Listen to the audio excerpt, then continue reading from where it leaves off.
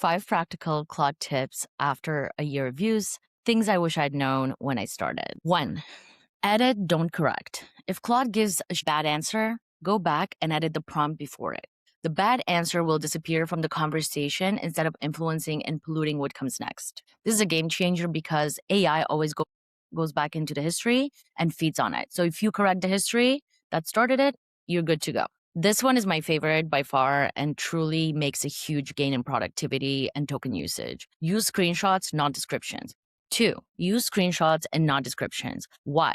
Because you always have to give AI examples of what you actually want. That's how you really get the results you're looking for. So for designs, bugs, layouts, or inspiration, upload what you mean rather than spending 5 paragraphs explaining it. The difference between what AI has to figure out on its own and assume and imply and create its own narrative versus knowing exactly what to do is a game changer. Dictate messy context. This is one I just started doing recently. So instead of writing, talk through the goal, constraints, what failed, and what you're unsure about. It saves time, energy, and often gives more context. I use Whisperflow, but there's lots of voice to text options. So use voice to text, tip, and with. These are messy voice notes. Ask questions if anything is unclear.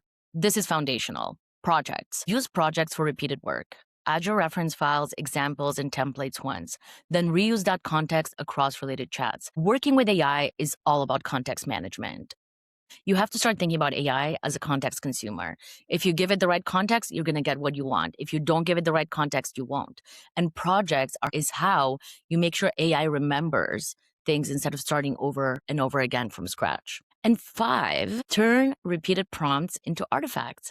If you keep asking Claude to do the same task, ask it to build a reusable mini app instead. A tracker, calculator, dashboard, planner, or comparison tool. I, for example, created myself an artifact for my ad campaign.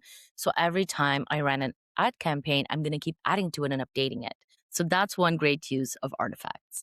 I hope this was helpful. Follow me, subscribe, and let me know what else you're interested in. I love doing this.